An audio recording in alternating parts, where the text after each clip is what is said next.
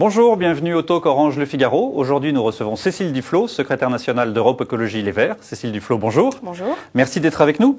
Ce week-end, Michel Alliot-Marie a multiplié les interventions pour justifier ses déplacements en Tunisie dans l'avion de l'homme d'affaires Aziz Miled. Alors, est-ce que ces multiples explications vous ont convaincu ou vous continuez à demander la démission du ministre ? Écoutez, je crois qu'il y a quand même un énorme malaise qui est lié à une chose, c'est qu'elle a essayé de séparer son rôle de ministre et son rôle de femme privée. Sauf que elle a pris cet avion pour éviter des villes qui étaient très encombrées parce qu'il y avait des émeutes. On était en plein milieu de la révolution tunisienne.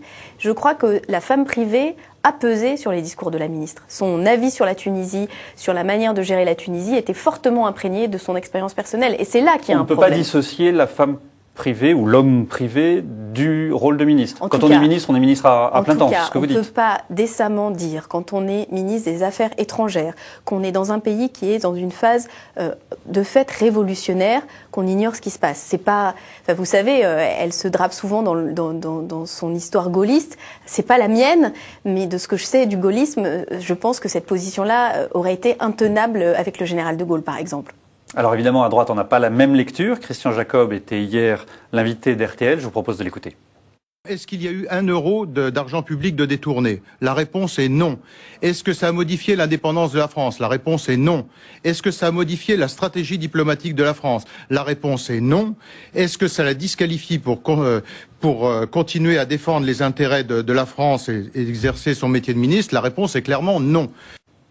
Il y a deux questions dans lesquelles il se trompe. C'est pas vrai de penser que ça n'a pas influé sur son analyse de la situation et sur ses prises de position. Vous savez, le début de l'histoire avec Michel Alliot-Marie, c'est ses prises de position à 3 jours du départ de Ben Ali, 3 jours avant son départ, dans lequel elle expliquait que la France pouvait faire bénéficier la Tunisie de son expertise en matière sécuritaire. Voilà ce qu'elle disait. C'était pour éviter des morts. C'était ça l'idée qu'elle avait en tête. Oui, enfin en même temps, c'était pour défendre un régime dictatorial, oligarchique, contre lesquels s'est révolté une partie de la population. On n'est pas dans le cadre du maintien de l'ordre d'une manifestation de salariés mécontents. Enfin, il y a quand même vraiment là une erreur fondamentale d'analyse, on peut le penser, ou plus grave, la volonté de préserver les intérêts du gouvernement tunisien de l'époque.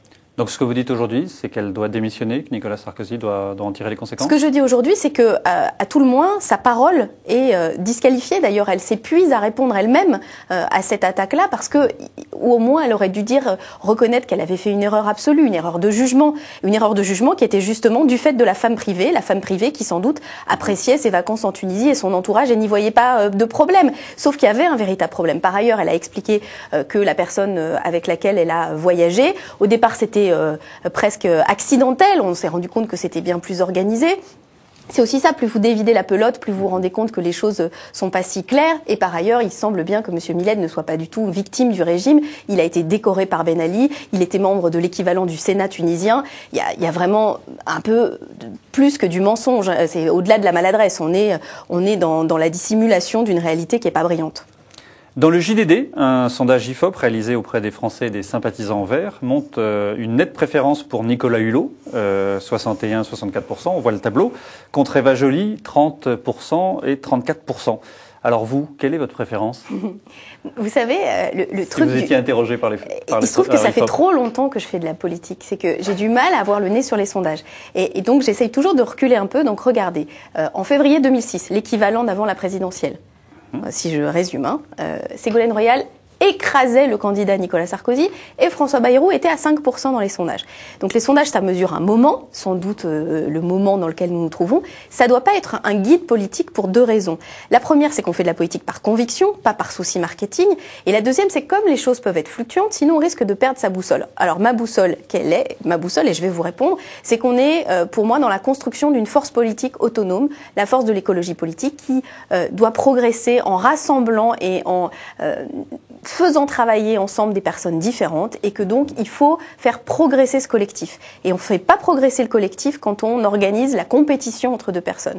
Cette logique de coopération qu'on défend dans la société, on doit se l'appliquer à nous-mêmes. Et pour tout vous dire... Pas de compétition, mais il y a des primaires qui vont être organisées, ce qui veut dire que vous actez qu'il peut y avoir une compétition entre Nicolas Hulot et Eva Joly. J'acte 2 choses, qu'il va falloir faire un choix, parce qu'à un moment, il y a un seul candidat, mais on pourrait avoir un débat sur à quel point cette élection présidentielle ultra personnalisée fait du mal, mais ça ne veut pas dire qu'on est obligé de balancer les uns sur les autres. Et moi, là, je commence à être vraiment furieuse des déclarations un peu enflammées que peuvent faire les supporters des uns, des unes ou des autres, parce que je pense qu'elles sont pas de nature à donner un bon état d'esprit à la discussion entre les gens. Et deuxièmement, parce qu'elles nous font du mal. Pourquoi? Parce qu'à la fin des fins, ce qui sera essentiel, c'est que quel que soit le candidat qui sera désigné, et ça, moi, j'y veillerai, tout le monde se serre les coudes pour faire avancer l'écologie politique. Et ce sera pas facile, et ce sera rendu d'autant plus difficile que les supporters des uns et des autres s'exprimeront de manière trop virulente. Au-delà des sondages, il y a quand même eu à un moment la nécessité d'avoir un conseil politique autour d'Eva Joly, ce qui était bien la prise de conscience qu'il y avait un problème autour de sa candidature, ou au moins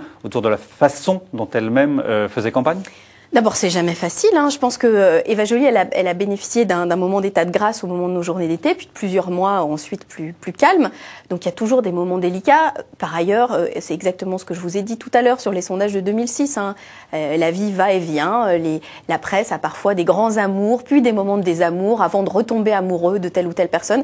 Donc, il faut essayer de se fixer un cap. C'est ce que j'appelle la stratégie du paquebot. Donc, avec nos candidats, avec l'écologie politique, moi, j'adopte la stratégie du paquebot. On se fixe un cap, on n'en démord pas, et on essaye de faire monter tout le monde à bord. Voilà. Donc votre préférence, c'était Eva Joly, ça reste Eva Joly? Non, j'ai jamais exprimé de préférence entre ces deux personnes. Pourquoi? Parce qu'elles incarnent deux choses différentes. En revanche, elles ont un point en commun, qui est d'être venues à la politique, ou en tout cas de s'y interroger pour Nicolas Hulot, après un autre parcours. Et moi, je veux qu'on décline ça à tous les niveaux de notre organisation, y compris avec les militants sur le terrain, qui doivent être des gens issus de la société civile, qui font le pas de l'engagement politique. Après, peut-être que moi, en tant qu'individu, je choisirais, mais mon objectif en tant que secrétaire national d'Europe Écologie Les Verts, et tant que je le serai, ce sera de faire dialoguer l'ensemble des acteurs de notre mouvement, et y compris ces deux personnes, pour qu'on arrive à faire en sorte qu'il n'y ait pas de dégâts, parce que c'est ça l'essentiel.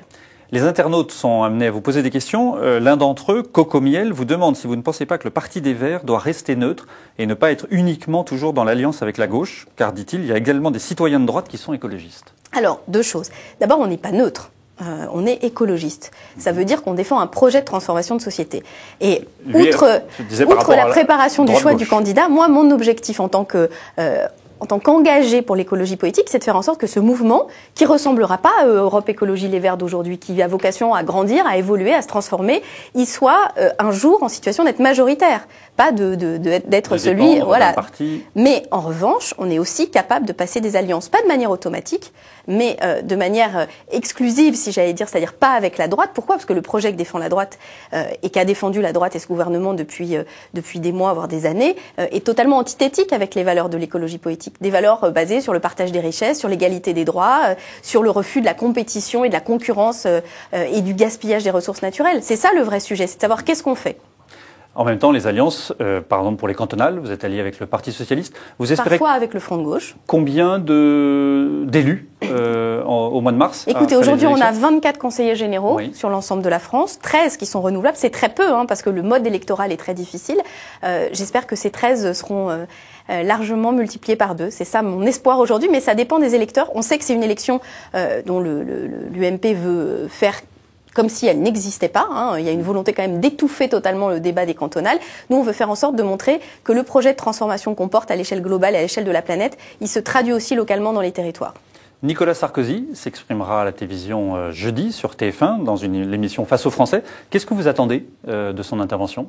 Alors, la dernière fois qu'il était face aux Français, il a expliqué notamment que le chômage allait baisser en 2010. Donc, j'espère qu'on va lui poser la question de savoir qu'est-ce qui s'est passé. C'est-à-dire qu'on ne peut pas en rester aux nouvelles annonces. Je crois qu'on a épuisé la logique du système Sarkozy qui fascinait tout le monde, y compris certains de gauche, avec les annonces perpétuelles, les nouveautés perpétuelles. Maintenant, on commence à tirer le bilan. Et ce bilan est un peu douloureux. Et donc, c'est pour moi l'heure du premier bilan de Nicolas Sarkozy sérieux. C'est-à-dire, qu'est-ce que c'est un président de la République sarkozyste aujourd'hui? C'est désembardé. Je vous parlais tout à l'heure du paquebot, il a fait le contraire, il a fait la relance par la consommation, la rigueur, c'est aller un peu dans tous les sens. Résultat des courses, on peut avoir des divergences politiques et considérer que, par exemple, moi je partage pas un projet libéral qui pense que la concurrence va tout résoudre.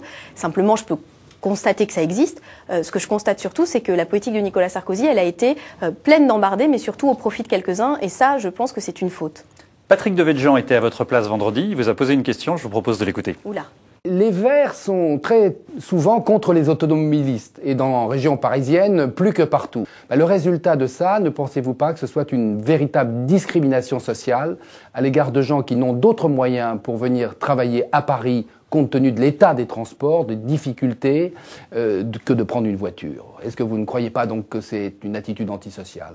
C'est un élu de banlieue qui vous pose cette question. C'est un drôle d'élu de banlieue parce qu'il devrait savoir deux choses. Il sait qu'il y a certains habitants de banlieue qui n'ont pas d'autre choix que de prendre leur voiture. Oui, mais tous ceux qui sont les plus défavorisés, ils n'ont pas la possibilité d'avoir et de posséder une voiture déjà. C'est parce qu'il oublie une certaine catégorie de personnes qui n'ont pas le choix de leur mode de transport. Et donc c'est vrai que la solution, c'est d'améliorer les transports en commun. Ça, c'est une certitude et c'est pas moi qui vais lui dire le contraire. Et c'est vrai que la politique de développement des transports en commun a souffert, mais a souffert aussi quand un certain nombre d'élus essayent de freiner, comme je pense pas à Patrick Devézieux en particulier, mais à des élus qui empêchent le passage, par exemple, de certains tramways ou de certains bus en site propre, parce qu'ils ne veulent pas que leur commune soit traversée par des transports en commun. Donc, faut essayer un peu de mettre en cohérence les discours et les actes, mais en tout cas, c'est se tromper complètement que croire qu'aujourd'hui, il n'y a pas des gens qui sont justement totalement obligés de prendre les transports en commun et qui aimeraient qu'ils soient dans de meilleures conditions.